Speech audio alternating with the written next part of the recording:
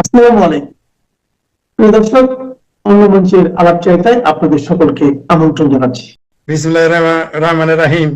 আমি এসে গেছি, আপনাদের খালু শ্বশুর, আপনাদের মেয়ের জামাই, আপনাদের খালু, আপনাদের ভাতিজা চলে আসছি। আপনি তাদের বলেন যে শেখ হাসিনা কার কাছে ক্ষমা চাই? ইউনুসের কাছে। ইউনুস কোন চৌধুরীর ভাই? ইউনুস কে? এখন যদি বলি দীপজল ভাই, তুই কাঠা, তুই বে কাঠা, তুই ইউনুস কাঠা, তোর কাছে মাপ চাইবে? শেখ হাসিনা ভুল করে তাহলে বাংলাদেশের জনগণের কাছে ক্ষমা চাইবে। আমি শেখ ফরিদ যদি রাজনৈতিক কারণে ভুল করে জনগণের কাছে ক্ষমা, তুই ইউনুস কে? তুই ইউনুস বে কে? তুই আলিবিয়াস কে? আর কি কি কি নাম বলেন? জাহাঙ্গীর কে? এরা শুনেন, এরা করতেছে কি জানেন? এরা তো জানে যে আওয়ামী লীগ ছাড়া নির্বাচন করতে পারবে না, তাই তারা জল ঘোলা করতেছে আওয়ামী লীগ। এরা আস্তে আস্তে কয়দিন পরে কি বলবে জানেন? মাপ চাবে আওয়ামী লীগের কাছে। বরং ডক্টর ইউনূসকে বলেন, এই কালা জাহাঙ্গীর নাকি টাকলা জাহাঙ্গীর নাকি কপাল স্টিকার মারা, ওকে বলেন যে ওরা যেন জনগণের কাছে মাপ চায়, তারাই দেশে অন্য প্রভু রাষ্ট্রের দালালি করতে আসছে। কিন্তু জনগণ মাফ, আওয়ামী লীগ মাফ করতে পারে। আওয়ামী লীগ মাফ, শেখ হাসিনা যেহেতু নীলকণ্ঠ বাকি, আমাদের বঙ্গবন্ধু গবেষক ওনার কাছে গেলে যেহেতু বঙ্গবন্ধু গবেষক ক্ষমা করে দেওয়ার মতো তার মান্যসাদ আছে। আওয়ামী লীগ তার লাশের উপর আসবে কেন? মামুনুল হকের তো পাড়ায় পেটে পাড়াতে পাবলিক গুবের করে ফেলবে। আওয়ামী লীগ ওই মামুনুল হকের মতো একটা অসভ্য ইতর লাশকে আওয়ামী লীগ কেন যাবে ওর উপর দিয়ে? এরকম একটা জঘন্য পবিত্র লোক, এরকম অসভ্য ইতর লোক। আরে ভাই, ওই লাশটার উপর দিয়ে যাওয়া যায় যে লাশটার মিনিমাম যোগ্যতা, কোনো যোগ্যতাই নাই। ও নিজে ও এটা কেন বলতেছে? ভয় বলতেছে। কারণ কি জানেন? ও তো হলে হেফাজতে পাকিস্তান, ওর দলের নাম তো ইসলাম, ওর তো আসলে ওই খেলাফত মজলিস লেখা, আসলে দলের নাম হেফাজতে পাকিস্তান, যদিও নাম রেখেছে হেফাজতে ইসলাম। হেফাজতে ইসলাম নাম দিছে এই জন্য যে যদি হেফাজতে পাকিস্তান লেগে তাহলে বাংলাদেশের পাবলিক তো পিএল দিয়ে সব বঙ্গোপসাগরে পাঠাবে। আর ওই যে আপনার দুইজন যে কথাটা বলেন সেই কথাটা আমিও বলি। বাংলাদেশ 1971 সালে একটা মৌলবী আছে যে বাংলাদেশের স্বাধীনতার পক্ষে ছিল, মামুনুলেরা তো ভয় পাবেই। মামুনুলেরা তো আগে বলেছিল, মামুনুলেরা আব্বারা বলছিল কিয়ামত পর্যন্ত পাকিস্তান থাকবে। মাশাআল্লাহ 25 বছর টিকে নেই, বুঝতে পারছেন? এরা বলে যে আল্লাহ নাকি সবকিছু করে, শাসন ক্ষমতা দেয়। তো শেখ হাসিনা তো 17 বছর আল্লাহ রাখছিল, ওইটা বললে আমার মুখটা তখন বেঁকা হয়ে যায়। যেটা আমাদের মুক্তিযুদ্ধ বঙ্গবন্ধু গবেষক যিনি বললেন যে এরা এরা শেখ হাসিনা 560টা মসজিদ বানাইছে, তারপরে তিনি দোজখী। আর মামুনুল হকেরা সারাদিন ছাত্র বলাৎকার করে তালাই পেলেন, আর ব্যক্তি চাল চালায় বেহেস্ত চলে যাবে। মানে এরা বেহেস্তটা এত বাপদাদার সম্পত্তি মনে করে চর মনে। আর যেটা চর মনে পীর বললেন, চর মনে পীরের তো কোনো, এর তো কোনো চরিত্রই নাই, চর্ম নাই। আমি তো চর্ম নাই বলি না, চর্ম নাই, এরা আসলে চর্ম নাই। আর ইজ্জতের ফালুদা, ইজ্জতের চর্ম নাই। শোনেন, আমি নিজের চোখে দেখেছি ময়মনসিংহ, এটা বারবার আমি অন্তত 100 বার এটা বলেছি, লিখেছি। ময়মনসিংহ পানির ট্যাঙ্কের পাশে এই এত বড় দেয়ালিকা, এত বড় মানে দেয়াল কর্ম কোন রাজনৈতিক দলের আমি দেখি নাই। এই বড় বড় করে লিখতো, হে আল্লাহ, জামাতের হাত থেকে তুমি ইসলামকে, জামাত ইসলামের হাত থেকে তুমি ইসলামকে বাঁচাও। সেই চর্ম নাই। পীরকে দেখলাম, যার বাবা ছিল 71-এর জেনুইন রাজাকার, সে এখন এসে হঠাৎ করে জামাতের মাউথ পিস হয়ে বিএনপি রে বলতেছে যা আজ পর্যন্ত বিএনপি আপনিও বলেন না, আমিও বলি নাই, সুজাত মনসুরও বলে নাই, শেখ হাসিনাও বলে নাই, আওয়ামী লীগের কোনো কর্মী আজ পর্যন্ত বিএনপি রে বলে নাই। তো মাশাআল্লাহ একটু আবার আওয়ামী লীগের একটু উন্নত দিকে নিয়ে বলছে যে আওয়ামী লীগ শাহী চাঁদাবাজ। এই হলো চরমনায় পীর। টাকা দিলেই সে, এখন তারেক রহমান আসছে, হঠাৎ করে দেখবেন যে জামাতের সাথে লেগে গেছে, এখন তারেকের লেঙ্গুর ধরে টানাটানি করে। আর চরমনায়ের পীর তো যাবেই, কারণ সেখানে মুজাহিদুল ইসলাম সেলিমের মতো লোক, ওবায়দুল কাদের পাশে বসলে তার ইজ্জত চলে যায়, শেখ হাসিনা গেলে তার রাজনৈতিক প্রজ্ঞার হানি ঘটে।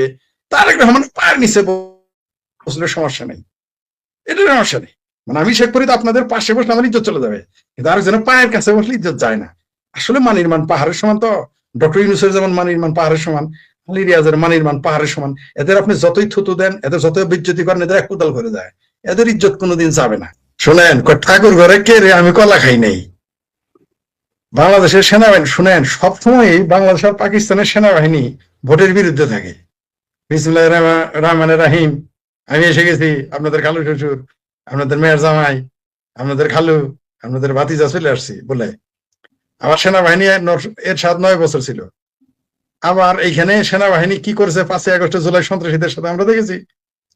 তো সেনাবাহিনী কবে বাংলাদেশের গণতন্ত্রের পক্ষে ছিল? বিপ্লবী করার জায়গা হয় না, এই কি করার জায়গা হয় না।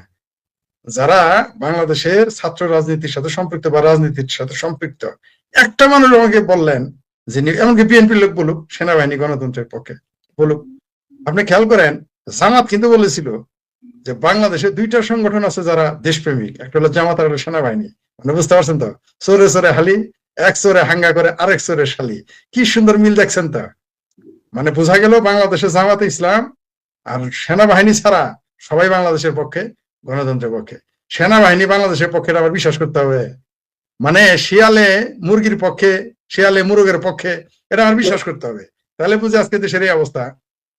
যারা ম্যাজিস্ট্রেসি পাওয়ার, সেনাবাহিনী তো আছেই, ম্যাজিস্ট্রেসি পাওয়ার নেওয়ার পরেও মানুষের বাড়ি ভাঙে, মানুষের গাড়ি ভাঙে, রেপ হচ্ছে। আপনি কি জানেন বাংলাদেশের মধ্যে কিরকম অগণিত রেপ হচ্ছে? সরাসরি গুলি করে মেরে ফেলে, পত্রিকা অফিস পুড়ে দেয়, মানুষকে কথা বলতে দেয় না। ম্যাজিস্ট্রেসি পাওয়ার থাকার পরেও তারা বুঝি গণতন্ত্রের পক্ষে। আর হঠাৎ করেই বাংলাদেশ সেনাবাহিনী গণতন্ত্র প্রেমী হয়ে গেল কেন? তাহলে বলেন, আমাকে নিরাপত্তা দিতে, আমি ইলেকশন করি, বলেন তো দেখি দেয় কিনা। বলেন আওয়ামী লীগের যাবেন, আমি তো আওয়ামী লীগ করি না, তাই না? আমি তো আওয়ামী লীগ করি না। তাহলে বলেন আমি শেখ ফরিদ স্বতন্ত্র ইলেকশন করি, দেখি দেয় কিনা। কেন ভয় কিসের? এত গণতন্ত্র প্রেমী। আওয়ামী লীগকে তো দেয় না, যারা মুক্তিযুদ্ধের পক্ষে একটা লোককে নির্বাচন করতে দিতেছে তারা। এরা গণতন্ত্রের পক্ষে থাকলে 32 নম্বর বাড়ি ভাঙ্গে কেমনে? এরা গণতন্ত্রের পক্ষে থাকলে সংবিধান নিয়ে তেরি করে কেমনে? এরা গণতন্ত্রের পক্ষে থাকলে মুক্তিযুদ্ধ নিয়ে এই সমস্ত কথা বলে কেমনে? এরা গণতন্ত্রের পক্ষে থাকলে পাঠ্য বই থেকে বঙ্গবন্ধুর 7 মার্চের ভাষণ বাদ যায় কেমনে? এরা পক্ষে থাকলে বাংলাদেশের আইন শৃঙ্খলার এত অবনতি কেন? আমি আপনাকে বলি, এ পর্যন্ত বাংলাদেশের একটা লোক বলতে পারবে যে বর্তমান সরকারের সময়, তথাকথিত এনজিওগ্রাম আদম ব্যবহার সরকারের সময় যে আইন শৃঙ্খলার অবনতি ঘটেছে, সবচেয়ে খারাপ সরকারের সময় এরকম ছিল কিনা? কোন আমলে এত খারাপ পরিস্থিতি ছিল না। এটা তো আমাদের চোখে দেখা জিনিস। জামাতিরা যে মিথ্যুক, সেনাবাহিনী যে বদমাইশ। আমি তো বলেছি মোল্লা আর মিলিটারি বাংলাদেশের কোনোদিনই মুক্তিযুদ্ধের পক্ষে ছিল না। মোল্লা আর মিলিটারি, আমি স্ট্রেট বলি, আমি একেবারে, আমি তো চাচালো ওই কে আমারে পছন্দ করলো কে করলো না, ইট ডাজন্ট ম্যাটার। আমি ডক্টর হুমায়ুন আজাদের সেলা, সোজা ভাষায় বলি। তিনি বলেছেন সমালোচনা করো, আসমানের উপর হয়ে আর জমিনের নিচে হই, সমালোচনা করতে হবে। যদি দেশের মঙ্গল চাও, জনগণের মঙ্গল চাও, মানুষের মঙ্গল চাও, মানবতার মঙ্গল চাও, সমালোচনা করতে হবে, জারি রাখতে হবে। আমি বলেছি স্পষ্ট, মোল্লার মিলিটারি, স্পষ্ট বলেছি, বারবার বলেছি, মোল্লার মিলিটারি কোনোদিনই বাংলাদেশের গণতন্ত্রের পক্ষে ছিল না।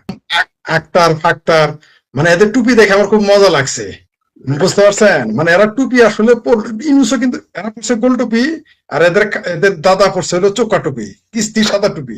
মানে মিলটা দেখছেন তো? মানে ইলেকশন আসলে টুপি পরা শুরু, আসলে টুপি পরা নাই, টুপি পরাইতে চাইতেছে। আমি যে প্রশ্নটা সোজাদ মনসুর সাহেবকে করেছিলেন, আমি ওটা নিয়ে 30 সেকেন্ড একটু বলবো। সেটা হলো, ফেলানির ভাইরে যে চাকরি দিল, সে নাকি আলাদা শপথ নিচে বর্ডার রক্ষা করবে, তো বার্মাতে যায় না কেন? ওই যে বার্মা সীমান্তে যে গোলাগুলো যায় না কেন? সেটার এত মরুদনে যায় না কেন?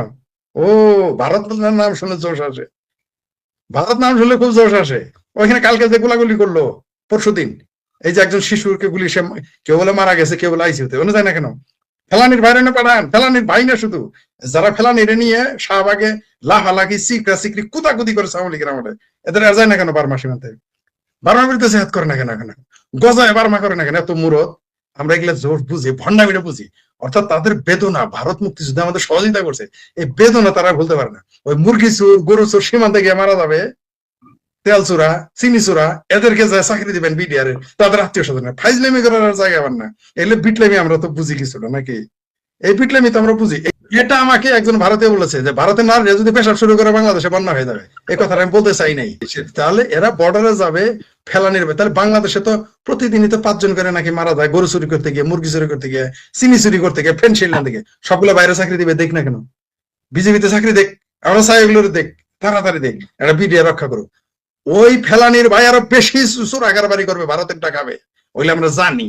ওই ফেলানির ভাই সবচেয়ে বেশি গরু চুরি করবে, ওই ফেলানির ভাই সবচেয়ে বেশি শাড়ি চুরি করে না বাংলাদেশে বেচবে, ওই ফেলানির ভাই সবচেয়ে বেশি চিনি আইনে বাংলাদেশে বেচবে। আপনি লিখে রাখেন আমার কথা, আমার কথা যদি সত্য, আমি চাই আওয়ামী লীগ ক্ষমতা চাকরি না দেয়, আমি প্রুভ করে দিব, আমি গিয়ে ধরে দেখিয়ে দিব, এই যে চিনির চুরির ভাগা নিচে ফেলানির ভাই। আমরা আর ফেলানির যারা যে নাইলে ক্ষেতের বিয়ে শেখাই, সেইভাবে যারা ফেলানির ভাই, সিংকুবাম মিঙ্কুবাম, হুজুর মুজুর মোল্লা চরমনাই, এরা তো ফাল পারে ভারতের জিনিস নাই কেন? ভারতে ক্রিকেট খেলতে যাবে না, আমার আম্পায়ার পাঠায়। বিটলামির একটা সীমা আছে। ভারতের এত কিছু খারাপ, ভারতের পিএস ছাড়া চলে না। ভারতের এত কিছু খারাপ লাগে, জয়শঙ্কর সাহেব যখন আসছিলেন বিনা ভিসায় বাংলাদেশের আকাশপথ, তার কপ্টার নিয়ে, তার পরিবহন নিয়ে তিনি চলে আসলেন। একটা লোকের তো একটা বদবায় ত্যাগ করতে দেখলাম না, ভারত বিরোধী একটা স্লোগান দিতে তো দেখলাম না। এগুলো হাদিরে নিয়ে কত কিছু করতেছে, এরা করতে থাকবে। আপনি হয়তো এটা জানবেন, নিজের সাক্ষী আমার ধারণা। এখন যেটা বলবো, আপনার মনে আছে জিয়াউর রহমান ক্ষমতায় থাকতে ভারতের প্রধানমন্ত্রী এই দেশে আসছিল, সাথে সাথে জিয়া আন্তর্জাতিক বিমানবন্দর যত আরবি ক্যালিওগ্রাফি সব সরাই ফেলছিল, সব সরাই ফেলছিল। এত ভারত বিরোধী জিয়াউর রহমান, সবচেয়ে বড় ভারত বিরোধী। ভারত যখন আসছিল তখন ক্যালিওগ্রাফি সরাই ফেলছিল। কিন্তু আমাদের দুর্ভাগ্য, আমরা ওই মোল্লাদের কথায় এয়ারপোর্ট থেকে লালনের ভাস্কর্য সরাইছিলাম। এটা আমাদের জন্য বড় দুর্ভাগ্য। যাই হোক, আমার ভাবির পোলার নির্বাচন এই জন্য চায় না, কারণ যদি নির্বাচন হয়ে যায় বেকার হয়ে যাবে, আবার লোকাল বাসে চড়তে হবে, আবার মেসে থাকতে হবে, যদি তারা টাকাগুলো নিয়ে পালায় যাইতে না পারে। জলে, স্থলে, অন্তরিক্ষে ইন্ডিয়া, ভারত, তবে তারা তখন বলবে কি জানেন, ফতোয়া দিবে যান বাঁচানো খরচ। দেখবেন এরা সব আওয়ামী লীগের যদি 10,000 পালায় থাকে, তাহলে এই জামাত বিএনপির 1 লক্ষ লোক মিনিমাম পালাবে ভারতে, লিখে রাখেন আমার কথা। এটা হলো তাদের ভারত বিরোধিতা। আমার ভাবির পোলারা, তারপরে আমার ভাবির পোলাদের খালু, এই যে সাদা শকুন শফিক, সে আমার পক্ষে কথা বলতেছে, ডক্টর ইউনূস, তারপরে যে আমাদের বঙ্গবন্ধু গবেষক সৈয়দ মনসুর সাহেব বললেন, লম্পট আলী রিয়াজ। আপনি একটা জিনিস খেয়াল করেন, সরিষাবাড়ির মানে জামালপুর সংসদীয় আসন, সরিষাবাড়ি আসনের এমপি ছিলেন ডাক্তার মুরাদ হাসান। তিনি শুধু একটি নারীকে ফোনে হুমকি দিয়েছিলেন বা তাকে কুপ্রস্তাব দিয়েছিলেন এবং হুমকি দিয়েছিলেন। এটা ফাঁস হয়ে যাওয়ার পরে তার তার তার জাননি টানাটানি, তার নেতৃত্ব গিয়েছে। এমনকি উনি তো যেহেতু আমার সরিষাবাড়ির, আমি তো জানি, তার সাধারণ সদস্য পদ, প্রাথমিক সদস্য পদ পর্যন্ত বাতিল হয়ে গেছে, তার মন্ত্রিত্ব গিয়েছে, দেশে থাকতে পারেন নাই, 1 বছর তো তিনি জনসমকক্ষে আসতে পারেন নাই। এমনকি তিনি পালিয়ে যেতে চেয়েছিলেন কানাডা, সেখান থেকেও তাকে ফিরে আসতে হয়েছে বাংলাদেশে। তাহলে দেখেন, একটা নারীকে শুধু সে কুপ্রস্তাব দেওয়ার জন্য বা প্রেশার দেওয়ার জন্য ফোনে এত কিছু ঘটে গেল কোন সময়, যখন আওয়ামী লীগের সরকার, এমনকি তিনি এমপি এবং খুব ডাকসাইটে এমপি ছিলেন, 2 বার প্রতিমন্ত্রী ছিলেন, তার বাবা আওয়ামী লীগের কেন্দ্রীয় সদস্য ছিল মতিউর রহমান তালুকদার। সেই ব্যক্তিটি তার অস্তিত্ব বিলীন হয়ে গেল বলতে গেলে প্রায়, এমনকি তিনি শেষে নমিনেশন পেলেন না। তাই না? আমাদের সরিষাবাড়ি ঘটনা, এটা আমি সাক্ষী, চাক্ষুষী। আর এখন আলী রিয়াজ লম্পটই শুধু করে নাই, তাকে শুধু পেয়াটি বানায় নাই, তাকে এখন জেলে তুলছে, কেউ কেউ বলে গুম করে ফেলেছে। একটা টু শব্দ নেই, মিডিয়া টু শব্দ নেই, এম্বাসিদের টু শব্দ নেই, পত্রিকার টু শব্দ নেই। এমনকি এই ডাস্টবিন শফিক প্রথমে বিবৃতি দিল, লম্পট এই গুম, নারী গুমের মানে যে খলনায়ক, তার পক্ষে বিবৃতি দিল। এটা সে পারে না। নাম্বার 1 আজব বিষয়, আমরা যখন এই ডাস্টবিন শফিক গয়ে বলছে নাতি না, গয়ে বলছে দাদা, সে এত সুন্দর মিথ্যা কথা বলে। গয়ে বল যদি পাইছে থাকতো, পায়ে ধরে চুমা খাইতো, আর বলতো বাবা রে, তুই যদি হিটলারের সাথে থাকতি তাইলে আজকে পৃথিবী আরো তোরা ভালো করে চিনত। মানে গয়ে বল তার শীর্ষত্ব গ্রহণ করতো এই ডাস্টবিন শফিকের। উনি যখন এই আলী রিয়াজ নাকি খালি রিয়াজ এই লম্পট বদমাইশটার পক্ষে বিবৃতি দিল, তার 24 ঘন্টা না যেতেই আমাদের মহা উপদেষ্টা আদম ব্যাপারী ওরফে সুদখোর মহাজন, তিনি বিবৃতি দিয়ে বসলেন।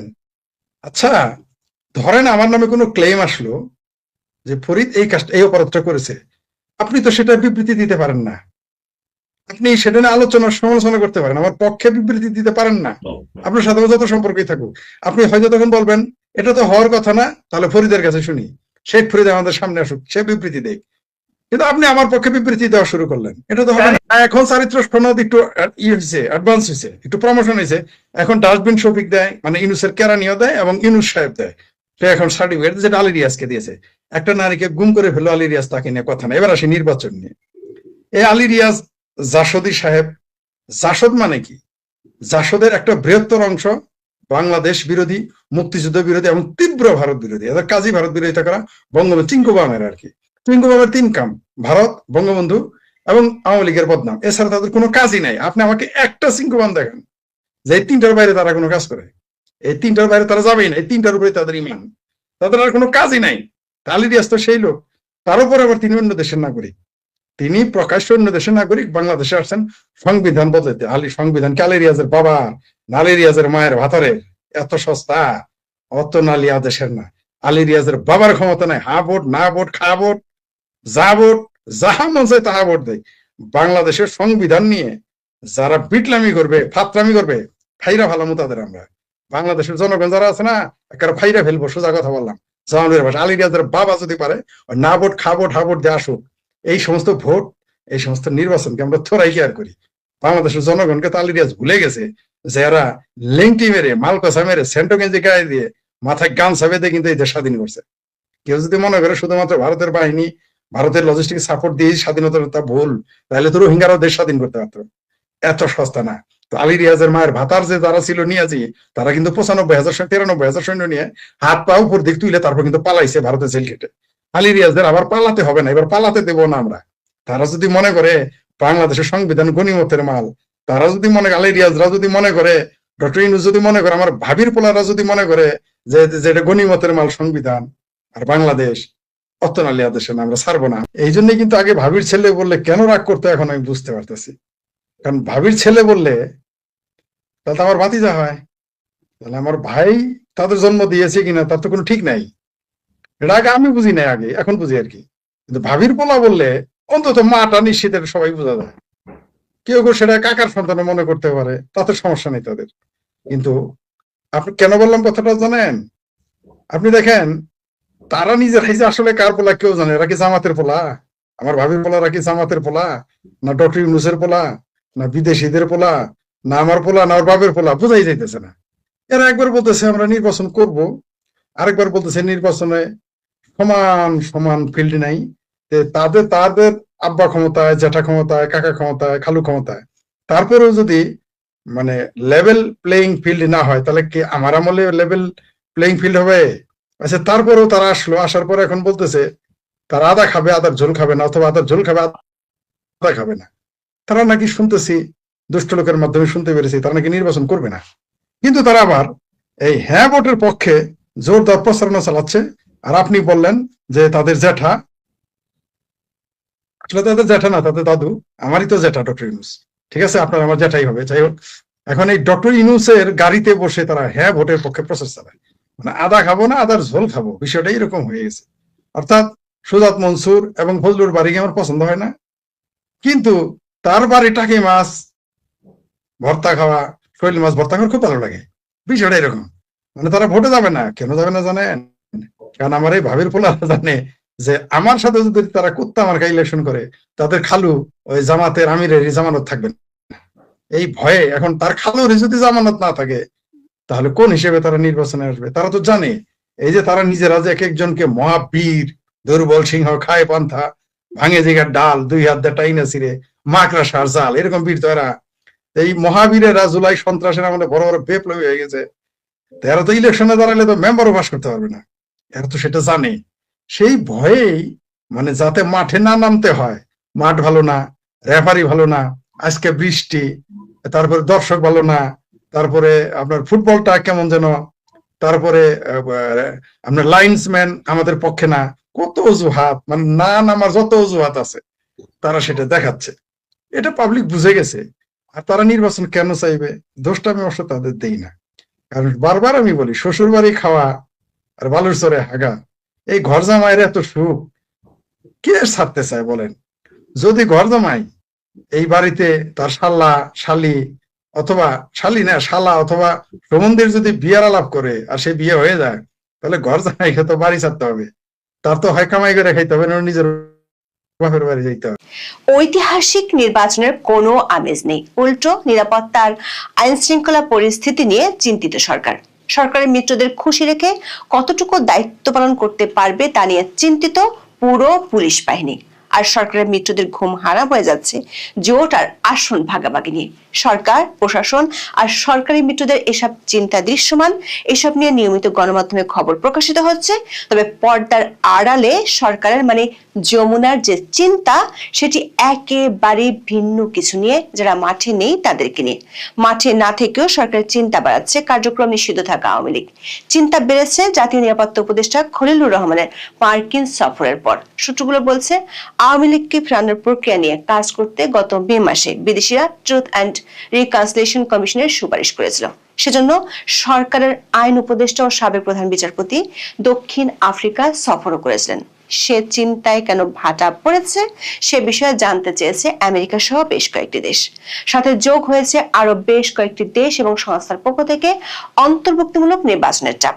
আবার গোয়েন্দা সংস্থাগুলোর আশঙ্কা হলো নির্বাচনের মাঠ থেকে আওয়ামী লীগকে পুরোপুরি বাইরে রাখায় সহিংসতা আর বিশৃঙ্খলা বেড়ে যেতে পারে বহুগুণে, যেটি সামাল দেয়া অসম্ভব হয়ে পড়তে পারে। সাথে সংখ্যালঘু নির্যাতনের ঘটনা বাড়লে বিদেশিদের প্রশ্নের মুখে পড়তে হতে পারে সরকারকে। গোয়েন্দা সূত্রগুলো বলছে, নির্বাচনের বিরুদ্ধে আওয়ামী লীগের নেতা কর্মীরা 18 জানুয়ারির পর ব্যাপকভাবে সক্রিয় হতে পারে। এমন পরিস্থিতিতে দেশে ও বিদেশে নানা তরফ থেকে আওয়ামী লীগকে নিয়ে আসা নানামুখী চাপ নিয়ে এখন সরকারকে ভাবতে হচ্ছে। অন্যদিকে সরকারের 3 মিত্রই চিন্তিত কিভাবে আওয়ামী লীগের ভোটগুলো নিজেদের বাক্সে আনা যায়। বলা যায়, মাঠে না থেকে মাঠের অনেকখানি দখলে রেখেছে আওয়ামী লীগ। নির্বাচনে সুষ্ঠু পরিবেশ বজায় রাখতে সবচেয়ে বড় দরকার শক্তিশালী আইন শৃঙ্খলা বাহিনী। কিন্তু গণমাধ্যমের খবর হলো ভোটকে ভয় পাচ্ছে পুলিশ। ভোটের দিন স্বাধীন ও চাপ মুক্তভাবে দায়িত্ব পালন করা যাবে কিনা তা নিয়ে বাহিনীর ভেতরে সৃষ্টি হয়েছে এক ধরনের ভীতি, শঙ্কা। পুলিশের শীর্ষ কর্মকর্তাদের আশঙ্কা, মাঠ পর্যায়ে রাজনৈতিক ও অন্যান্য চাপের কারণে নিরপেক্ষভাবে দায়িত্ব পালন বাধাগ্রস্ত হতে পারে। সে কারণে নির্বাচনের দিন আইন অনুযায়ী স্বাধীনভাবে দায়িত্ব পালনে সরকারের কাছ থেকে নিশ্চয়তা চায় পুলিশ। আবার প্রতিদিনই খুন আর সন্ত্রাসী ঘটনা ঘটছে, যা নিয়ে সুষ্ঠু ও শান্তিপূর্ণ ভোট নিয়ে জনমনে আছে আতঙ্ক। বিশেষ করে সরকারের মিত্ররা গত 17 মাসে পুলিশের উপর যে পরিমাণ মব সন্ত্রাস চালিয়েছে তা নিয়ে চিন্তিত সরকার। অবশ্য সরকারের মিত্ররা আপাতত ব্যস্ত নিজেদের ঘোষিত জোটের ভাঙ্গন ঠেকাতে। ইসলামী ভোট একই বাক্সে আনার ঘোষণা দিয়ে জামাত ইসলামী সহ 8টি দল জোটের ঘোষণা দিয়েছিল। পরে সে জোটে যোগ দেয় সরকারি King's party, NCP, AB party ও এলডিপি। এনসিপির যোগ দেওয়ার পরে আসন ভাগাভাগি নিয়ে শুরু হয় জোটের বিবাদ। আসন ভাগাভাগি নিয়ে এই 11 দলীয় জোট যৌথ ঘোষণা দেওয়ার কথা থাকলেও তা ভেস্তে গেছে। দৈনিক প্রথম আলোর খবরে বলা হয়েছে, জামাত ইসলামীর সঙ্গে আসন সমঝোতা যখন জটিলতায়, তখন নতুন জোটের ইঙ্গিত দিলেন ইসলামী আন্দোলন বাংলাদেশের জ্যেষ্ঠ যুগ্ম মহাসচিব ও মুখপাত্র গাজী আতাউর রহমান। গাজী আতাউর রহমান বলেন, 20 জানুয়ারি হলো মনোনয়নপত্র প্রত্যাহারের শেষ দিন। নির্বাচন হলো ফেব্রুয়ারির 12 তারিখ। ফেব্রুয়ারির 12 তারিখের আগ পর্যন্ত যে কোনো কিছু ঘটতে পারে। একাধিক গণমাধ্যমের খবরে বলা হয়েছে, জামাত ইসলামী নিজেদের জন্য 109টি আসন রেখে মিত্রদের জন্য 110টি ছেড়ে দিতে চায়। সেখানে চরমোনাই পীরের ইসলামী আন্দোলন 50টি আসন চাইছে, কিন্তু জামাত 40টির বেশি আসন ছাড়তে রাজি নয়। সমস্যা আছে মাওলানা মামুনুল হকের সাথেও। আশঙ্কা দেখা দিয়েছে, আসন সমঝোতা না হলে এই জোট থেকে জামাত ছাড়া বেশিরভাগ ইসলামিক দল বেরিয়ে যেতে পারে। দর্শক, এই সব দৃশ্যমান চিন্তার বাইরে সরকারকে সামাল দিতে হচ্ছে অদৃশ্যমান একটি বিষয়কে। সেটি হলো কার্যক্রম নিষিদ্ধ থাকা আওয়ামী লীগ ও অন্তর্ভুক্তিমূলক নির্বাচনের চাপ। গত বছরের 12 মেতে সরকারের নির্বাহী আদেশে আওয়ামী লীগকে নিষিদ্ধ করার পর নির্বাচনে আওয়ামী লীগ অংশ নিতে পারবে কিনা, দলটি যদি নিষিদ্ধ থাকে তাহলে তার ভোটাররা কি করবে, এসব নিয়ে বহু আলোচনা হয়েছে। সবশেষ বাংলাদেশের আগামী সংসদ নির্বাচনকে অন্তর্ভুক্তিমূলক করার আহ্বান জানিয়েছেন 4 ব্রিটিশ এমপি। তারা বলেছেন, সব দলের অংশগ্রহণ না থাকলে কোনো নির্বাচনকে গণতান্ত্রিক বলা যায় না। হাউস অব কমন্সের এই 4 এমপি হলেন Bob Blackman, Jimmy Shannon, Jas Athwal এবং ক্রিস ল। বিবৃতিতে তারা বলেন, ফেব্রুয়ারি নির্বাচনের অপেক্ষায় থাকা বাংলাদেশ গুরুত্বপূর্ণ সন্ধিক্ষণে দাঁড়িয়ে আছে।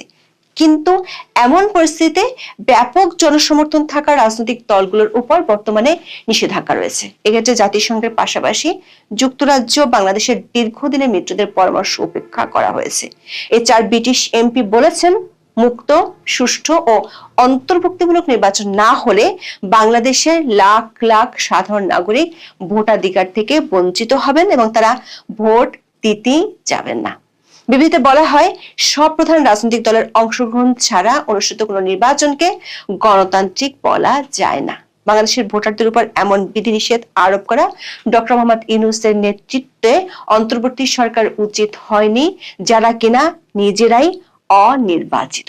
দর্শক, এর আগে ব্রিটিশ, আমেরিকান ও অস্ট্রেলিয়ান সংসদ সদস্যরা এমন চিঠি দিলেও অধ্যাপক ইউনূস তার আগের অবস্থানই অনড় ছিলেন। যে অবস্থানটি তিনি প্রকাশ করেছিলেন 2024 সালের 30 অক্টোবর। ওই দিন ব্রিটিশ সংবাদ মাধ্যম দ্য ফিনান্সিয়াল টাইমসকে দেওয়া এক সাক্ষাৎকারে তিনি বলেছিলেন, সাবেক প্রধানমন্ত্রী শেখ হাসিনা এবং তার দল আওয়ামী লীগ কোনো স্থান পাবে না বাংলাদেশে। তবে একাধিক সূত্রে জানা গেছে, জাতীয় নিরাপত্তা উপদেষ্টা খলিলুর রহমানের আমেরিকা সফর অধ্যাপক ইউনূস ও তার পরিষদকে চিন্তায় ফেলেছে। 8 থেকে 12 জানুয়ারি আমেরিকা সফর করেন খলিলুর রহমান। সেখানে অ্যালিস্টার হুকার ও পল কাপুর সহ তিনি বেশ কয়েকজন মার্কিন শীর্ষস্থানীয় কর্মকর্তার সাথে বৈঠক করেন। জানা গেছে সেসব বৈঠকে মার্কিনীদের পক্ষ থেকে 7টি বিষয় বাংলাদেশের অন্তর্বর্তী সরকারের নজরে আনা হয়। সে 7 বিষয়ের মধ্যে একটি হলো আওয়ামী লীগ ও সামনে নির্বাচন। জানা গেছে ওই বৈঠকে ট্রুথ অ্যান্ড রিকনসিলিয়েশন কমিশন গঠনের বিষয়টি আলোচনায় উঠে আসে অন্তর্ভুক্তিমূলক নির্বাচনের বিষয়। খলিলুর রহমানের পক্ষ থেকে বিচার শেষ না হওয়া পর্যন্ত আওয়ামী লীগের কার্যক্রম নিষিদ্ধ থাকার বিষয়টি জানানো হলে মার্কিন কর্মকর্তা প্রত্যুত্তরে বাংলাদেশের 17টি জঙ্গি সংগঠনের সদস্যদের কেন গ্রেপ্তার করা হচ্ছে না সে বিষয়ে জানতে চাওয়া হয়। প্রশ্ন রাখা হয়, জেলপ্রতক জঙ্গি সংগঠনের নেতারা প্রকাশ্যে কর্মকাণ্ড চালাচ্ছে কিভাবে। দর্শক, গত বছরের মে মাসে বিদেশি বেশ কয়েকটি দেশ ও সংস্থার পক্ষ থেকে সরকারকে ট্রুথ অ্যান্ড রিকনসিলিয়েশন কমিশন গঠনের প্রস্তাব দেওয়া হয়েছিল। 10 মে আইন উপদেষ্টা আসিফ নজরুল জানিয়েছিলেন এই কমিশন গঠন করবে সরকার। পৃথিবীর বিভিন্ন দেশে এ ধরনের কমিশন গঠন করার জন্য দক্ষিণ আফ্রিকার কথা স্মরণ করা হয়। কারণ 1995 সালে সর্বজন শ্রদ্ধেয় আর্চ বিশপ ডেসমন্ড টুটুর নেতৃত্বে সেখানে যে ট্রুথ অ্যান্ড রিকনসিলিয়েশন কমিশন গঠন করা হয় তার অনুসৃত প্রক্রিয়া, পদ্ধতি, বিধিবিধান সবই আদর্শ ও অনুসরণযোগ্য বলে সারা পৃথিবীতে মান্যতা পেয়েছে। এরপর কিভাবে এই কমিশন গঠন করা যায় সে অভিজ্ঞতা নিতে দক্ষিণ আফ্রিকায় যান আইন উপদেষ্টা ডক্টর আসিফ নজরুল ও সাবেক প্রধান বিচারপতি সৈয়দ রেফাত আহমেদ। কিন্তু সফর থেকে ফিরে তাদের সে পথে আর আগাতে দেখা যায়নি। অবশ্য তার আগেই বিদেশিদের চাপ সামলানোর জন্য অধ্যাপক ইউনূস কয়েকটি বিদেশি মিডিয়াকে সাক্ষাৎকার দিয়ে বলেন, আওয়ামী লীগ নির্বাচন করবে কিনা সেটি তাদের সিদ্ধান্ত নিতে হবে। এরপর সাবেক প্রধানমন্ত্রী শেখ হাসিনা বলেছিলেন তার দল নির্বাচনে অংশ নিতে চায়। 13 জানুয়ারি সন্ধ্যায় অধ্যাপক ইউনূসের সাথে দেখা করেন ডোনাল্ড ট্রাম্প প্রশাসনের দায়িত্ব পালন করে যুক্তরাষ্ট্রের 2 সাবেক জ্যেষ্ঠ কূটনৈতিক অ্যালবার্ট গম্বিস ও পার্স্টন। তারা আওয়ামী লীগের উপর নিষেধাজ্ঞা তুলে নেওয়া এবং ট্রুথ অ্যান্ড রিকনসিলিয়েশন কমিশনের বিষয়ে জিজ্ঞাসা করেন। অধ্যাপক ইউনূস অবশ্য বলেছেন এই কমিশন করা যেতে পারে, তবে এখন নয়। এটি না করার দায়ভার তিনি চাপিয়েছেন আওয়ামী লীগের উপর, কারণ আওয়ামী লীগ এখনো ক্ষমা চায়নি। সূত্রগুলো বলছে, খলিলুর রহমানের সাথে বৈঠকে মার্কিন কর্মকর্তারা অন্তর্বর্তী সরকারের কার্যক্রমে ব্যাপক অসন্তুষ্টির কথা জানিয়েছেন। বিশেষ করে সরকার সমর্থকদের মব সন্ত্রাসের কারণে আইন শৃঙ্খলা পরিস্থিতির অবনতির জন্য সরকারকে পরোক্ষভাবে দায়ী করা হয়। সাথে সংখ্যালঘু নির্যাতনের বিষয়টিও আলোচনায় উঠে আসে। এমন পরিস্থিতিতে বাংলাদেশের নির্বাচনের গ্রহণযোগ্যতা বিরাট প্রশ্নের মুখে পড়তে পারে বলে জানান মার্কিন কর্মকর্তারা।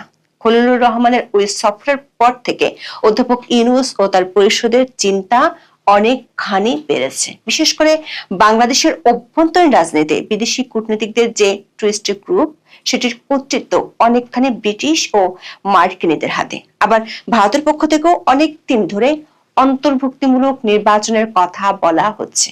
ফলে শেষ পর্যন্ত ঐতিহাসিক নির্বাচন নিয়ে বিদেশিদের সমর্থন যদি পাওয়া না যায় সেটি নোবেল বিজয়ী ইউনূসের জন্য একটা বড় ধাক্কা। এমন চিন্তার সাথে যোগ হয়েছে গোয়েন্দাদের আশঙ্কা। গোয়েন্দা রিপোর্টগুলো বলছে কার্যক্রম নিষিদ্ধ থাকা আওয়ামী লীগ 18 জানুয়ারির পর থেকে মাঠে নামতে পারে। বিশেষ করে আগের মতো জটিকা মিছিল শুরু করলে জনমনে ভোট নিয়ে শঙ্কা আরো বাড়তে পারে। অন্যদিকে সরকার মিত্রদের চিন্তা আওয়ামী লীগের ভোট ব্যাংক নিয়ে। বিবিসি বাংলার খবরে বলা হয়েছে বাংলাদেশের 2026 সালের জাতীয় নির্বাচনে আওয়ামী লীগের ভোট ব্যাংক একটা বড় ভূমিকা রাখতে পারে বলে মনে করেন মাঠ পর্যায়ের সম্ভাব্য প্রার্থীদের অনেকেই। দল হিসেবে আওয়ামী লীগ নির্বাচনের বাইরে থাকার সম্ভাবনায় নৌকার সমর্থক ভোটারদের আকৃষ্ট করতে বিভিন্ন দলের মাঠ পর্যায়ের জোর তৎপরতা দৃশ্যমান হচ্ছে। যেন স্থানীয় পর্যায়ে নৌকার সমর্থকদের নিরাপত্তার আশ্বাস, মামলা, হামলা ও হয়রানি থেকে রক্ষার ও নানা রকম প্রতিশ্রুতি দেওয়া হচ্ছে। রাজনৈতিক কার্যক্রম নিষিদ্ধ করায় আওয়ামী লীগের পক্ষে নির্বাচনে অংশ নেওয়া অনিশ্চিত হয়ে পড়েছে। ফলে দলটির ভোটারদের সমর্থন আদায়ে নানা কৌশল ও তৎপরতা দেখা যাচ্ছে প্রধান রাজনৈতিক দলগুলোর মাঠ পর্যায়ের প্রার্থীদের। এর মধ্যে আওয়ামী লীগকে নিয়ে জামাত ও বিএনপি নেতাদের বক্তব্য সামাজিক যোগাযোগ মাধ্যমে আলোচনায় এসেছে। দর্শক, যমুনা ও তার মিত্রদের এমন নানামুখী চিন্তা ও চিন্তার পরিধি সামনের দিনগুলোতে আরো বাড়বে এমন আভাসই দিচ্ছে একাধিক সূত্র। এখন দেখা যাক ম্যাজিক ম্যান ইউনূস কিভাবে এসব চাপ সামাল দেন। এখন এ পর্যন্ত।